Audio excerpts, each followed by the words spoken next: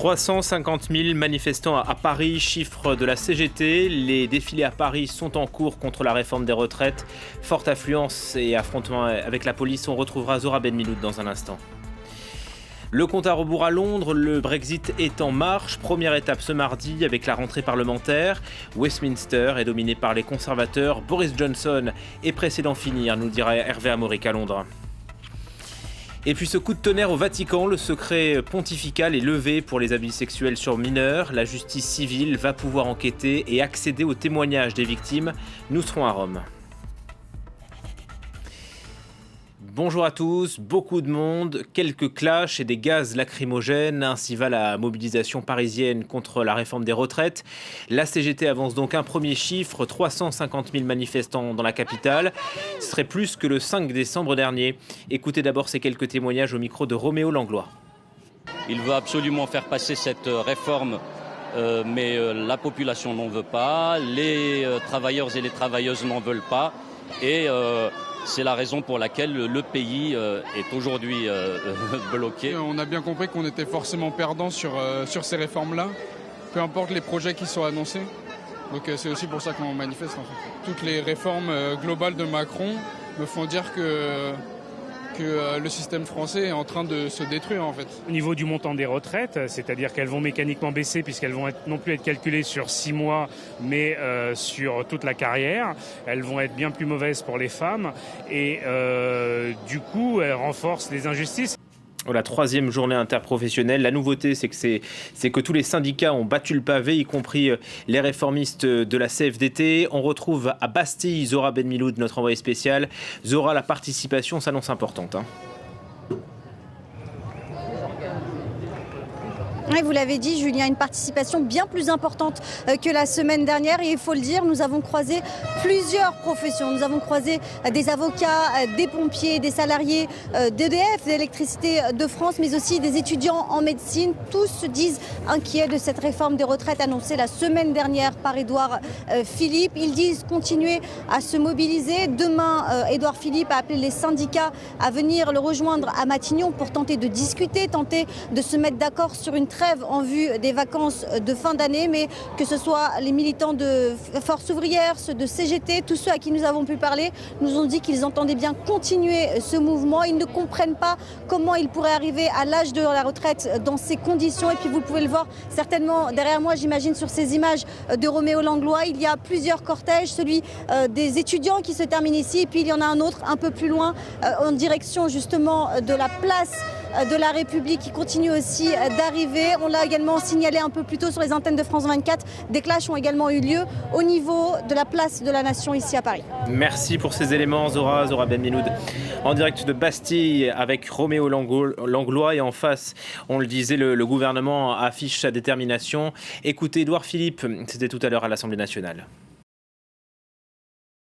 Sur la création d'un régime universel de retraite, ma détermination, celle du gouvernement, celle de l'ensemble de la majorité est totale.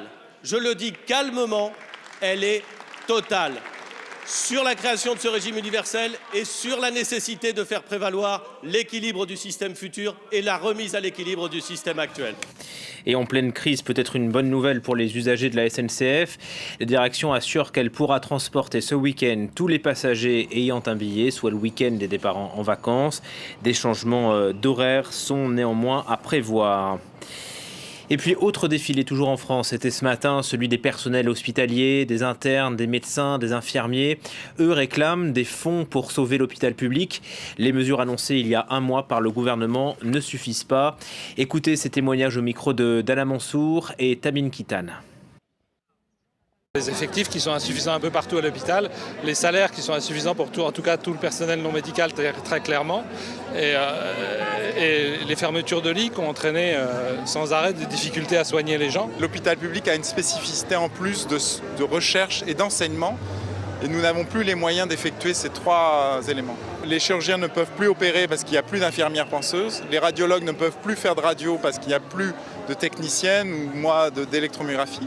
Et les lits, on les ferme parce qu'il n'y a plus d'aides-soignants et d'infirmières. Même maintenant, les nourrissons sont menacés effectivement de ne pas pouvoir être en bronchiolite, soignés dans l'environnement où ils sont. On est obligé de les envoyer à 200 km pour qu'ils se fassent soigner. Donc on est vraiment dans une grande détérioration de notre système de santé publique.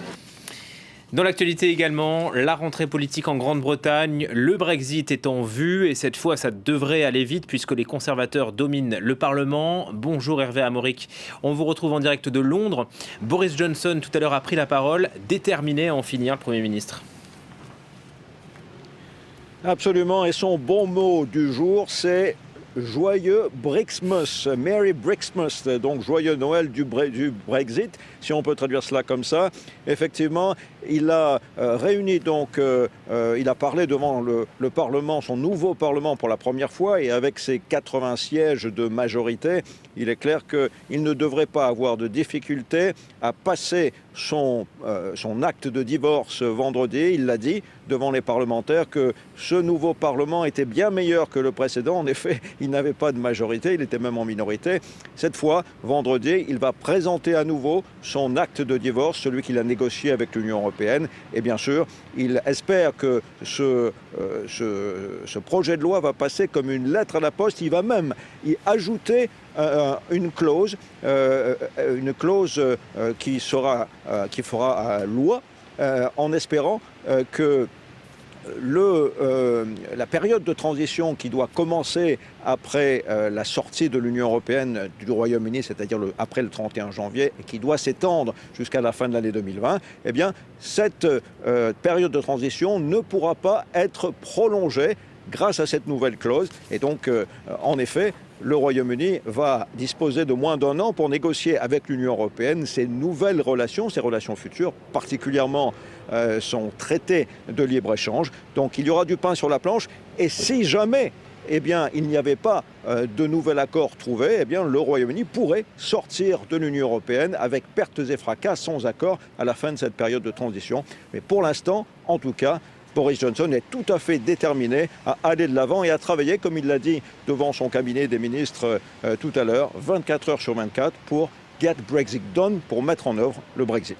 Oui, le Brexit, sujet central pour cette première journée parlementaire depuis l'élection. Hervé, c'est une nouvelle génération là qui va siéger à Westminster. 140 nouveaux députés ont prêté serment aujourd'hui, du moins ils ont commencé parce qu'ils sont nombreux, donc ça risque de prendre 2 jours. Ils ont prêté serment à nouveau et Boris Johnson en particulier s'adressait à eux. Ce sont pour beaucoup des députés de circonscription qui étaient travaillistes depuis l'après-guerre et qui pour la première fois ont voté côté bleu, côté conservateur, pour une raison et une raison unique, c'est le Brexit. Et donc Boris Johnson tente à honorer ces nouveaux députés et c'est en leur nom qu'il met les bouchées doubles en fait pour essayer de montrer à son pays que dès sa rentrée, c'est-à-dire avant même la période de Noël, il va tout mettre en œuvre pour que le Brexit soit en cours, que la législation puisse sortir à la mi-janvier et que le pays puisse sortir le 31 janvier de l'Union européenne. Merci beaucoup Hervé Amoric depuis Londres. On en vient à cette décision qui fera date au Vatican. Le pape François a levé le secret pontifical pour les affaires de pédophilie. Concrètement, cela facilitera le travail de la justice civile. Cette mesure, en tout cas, a été réclamée de longue date par les associations de victimes. On retrouve à Rome Natalia Mendoza. Avec cette décision, le pape François rend accessible les témoignages des procès canoniques aux autorités civiles qui le réclament. Cela concerne les plaintes, les procès et les décisions des cas de violence, d'abus sexuels accomplis avec menaces ou avec abus de pouvoir sur des mineurs ou sur des personnes vulnérables. Concrètement, jusqu'à présent, ces informations étaient centralisées au Vatican au sein de la Congrégation pour la doctrine de la foi, une congrégation très très puissante, critiquée, pointée du doigt par les associations de victimes qui critiquaient la lenteur, l'opacité avec laquelle est traité ces dossiers sous le sceau du secret pontifical depuis 1974. Et bien à partir d'aujourd'hui, cette congrégation devra collaborer, informer les victimes et les autorités civiles qui le lui réclameront. C'est un pas supplémentaire très important qui marque la volonté du pape d'établir une culture de transparence. Cela s'inscrit dans le cadre de la culture de la politique de tolérance zéro voulue par le pape François à l'égard de ces crimes gravissimes d'abus sexuels sur mineurs commis par des membres du clergé. En bref, de nouvelles marches en Inde. Ce mardi, ils étaient encore des milliers à manifester contre la réforme de la citoyenneté, une loi discriminante envers les musulmans, adoptée par le Premier ministre Narendra Modi et son gouvernement nationaliste hindou. La colère a gagné les grandes villes à l'image de Calcutta et de New Delhi. Un général condamné à mort, une première au Pakistan où l'armée est réputée intouchable. La sentence est tombée sur l'ancien président Pervez Musharraf, reconnu coupable de haute trahison.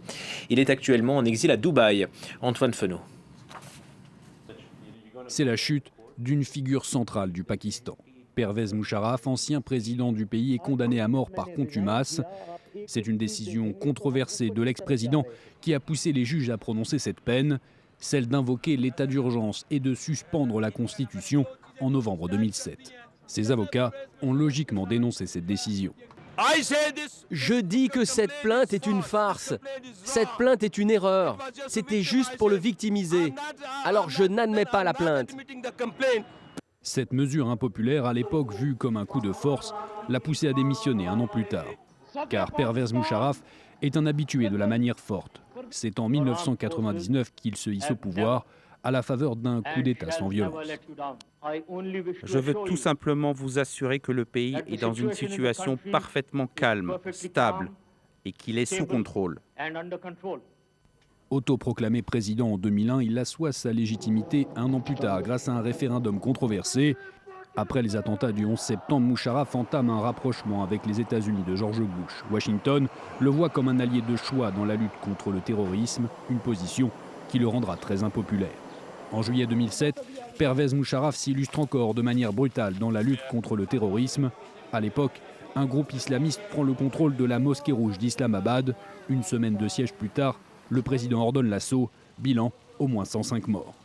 Un an plus tard, face à la pression de la justice et de l'opposition, Pervez Musharraf démissionne. S'ensuit un exil luxueux entre Londres et Dubaï. Rentré au pays en 2013, il se présente aux élections. Rapidement rattrapé par les affaires judiciaires, il doit jeter l'éponge. 2 ans plus tard, l'ex-président quitte le pays définitivement, là encore pour Dubaï. Il promet alors de revenir affronter la justice, ce qu'il n'a jamais fait. Voilà pour l'essentiel. Merci à vous d'avoir suivi le journal. L'info se poursuit sur notre site france24.com avec à la une Édouard Philippe qui affirme donc sa détermination totale à mener la réforme des retraites alors que des milliers de Français ont défilé ce mardi encore à Paris et dans le reste de la France. 350 000 personnes dans la capitale d'après la CGT. On attend les d'autres chiffres, notamment du ministère de l'Intérieur. Et puis les prévisions pour demain, elles ne sont pas bonnes. La RATP évoque encore un trafic très perturbé mercredi avec 8 lignes de métro fermées et la SNCF, un TGV sur 3 pour demain. Prochain journal dans un quart d'heure.